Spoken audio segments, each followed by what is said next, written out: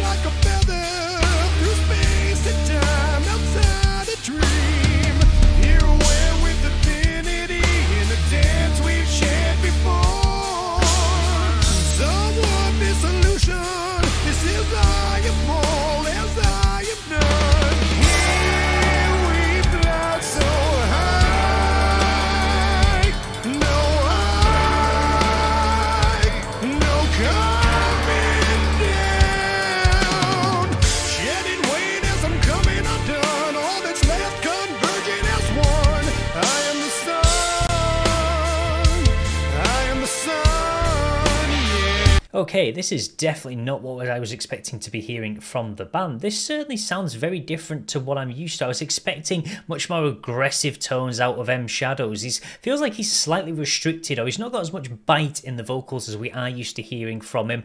And this song definitely feels much more theatrical just off this intro. I like we've got this really slow plodding pace, this skeleton just kind of gradually plodding along in this dreamscape. So the visuals kind of match this idea of the music, but it certainly feels a little bit like a Muse track. It's almost giving me that vibe with these really big theatrics, these big kind of building walls of sound, but this slow plodding pace. And we can see that just in the way that they've got a lot of wavering in the music just on this first verse. So quite surprised to kind of see them take less of a metal element and kind of adopt more of a rock style on this track from what we're seeing already.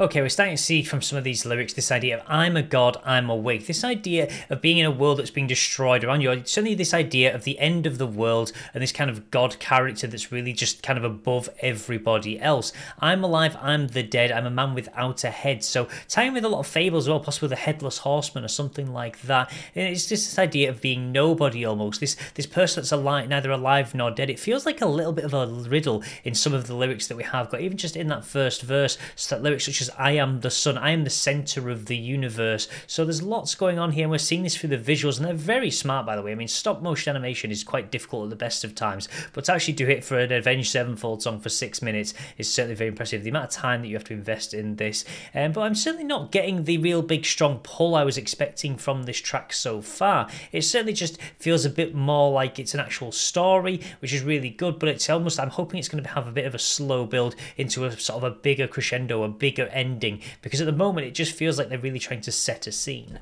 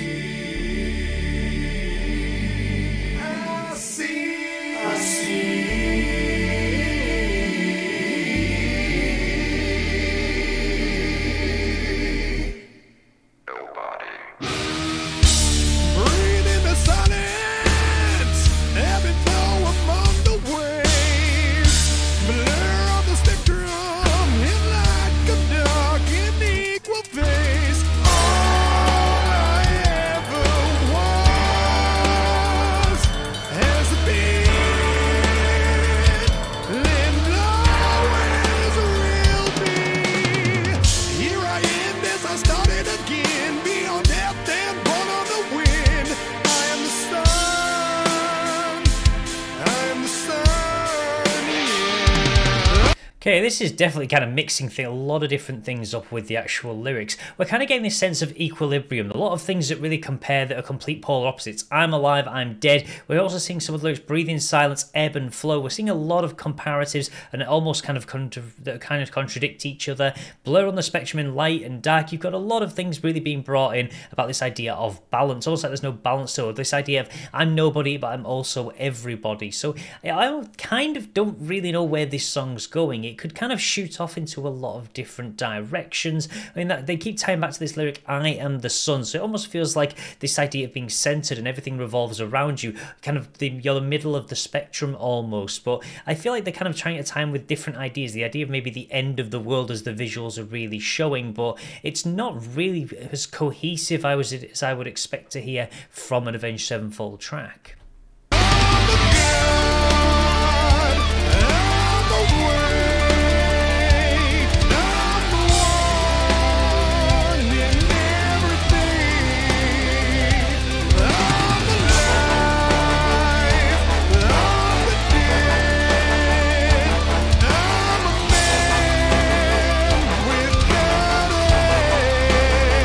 One of the things I really do love about this track is that sweeping guitar coming in, ebbing and flowing. It really does help to add some pace to the track, and it really does need it, because outside of that, there isn't really anything to really give it any pace. I mean, the drums are relatively sluggish and slow. We have got these really nice actual piano elements that are being brought in to bring in a variety of different sounds. Again, they're only adding to this idea of drama, this theatrical style that the band seem to have gone for with this track, but it doesn't add pace. So without that guitar, this would be a very slow track. I do feel like definitely needed that element just being thrown in, and I'm still not overly keen on the vocals. They don't feel as sharp as they normally do, and I'm not sure why, but it feels like the bite has gone out of the band. Maybe it's because they've moved more away from this metal style into just more plain rock, but I do feel like something is just slightly missing from this track.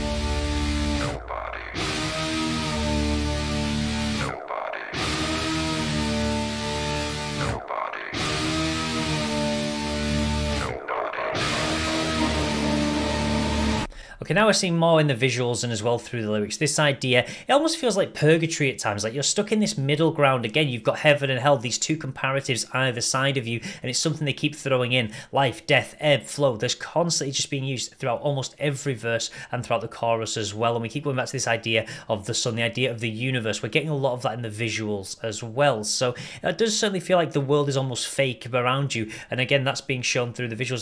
This skeleton in this lovely place. It's almost like the Garden of Eden. You could draw that in as well, but kind of being led by this guy on a dead horse, basically. So there's a lot going on, and it's really hard to tell where this track wants to go and really where it wants to point its fingers, because it feels like it's trying to explore a lot of ideas, but not really making them very concrete. It feels like they're all just very vague.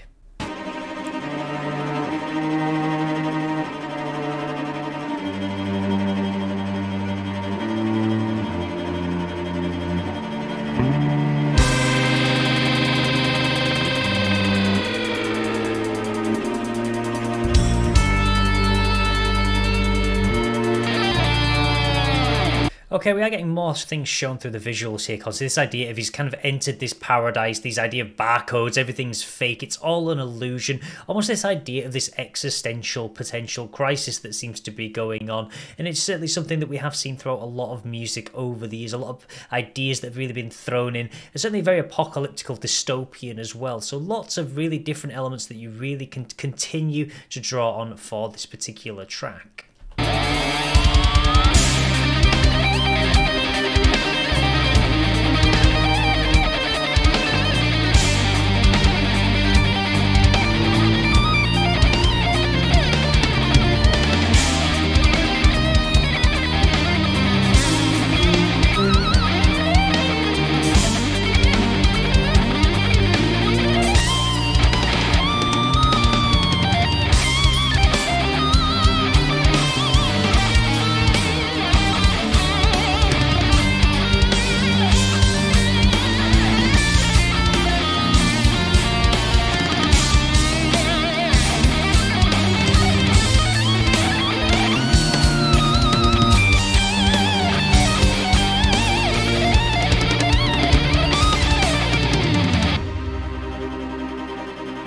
Okay, I mean, the guitar solo was great. It was probably one of the strongest parts of the track, and the guitar certainly has been that throughout most of it. But I just kind of feel like they just could have tapered it off a little bit. It just feel like it just all of a sudden just fell flat on its face. They just kind of brought it to an end very abruptly. It would have been nice to see them really taper it off, give it a nice finishing ending before just kind of dropping it, kind of almost at the drop of a hat.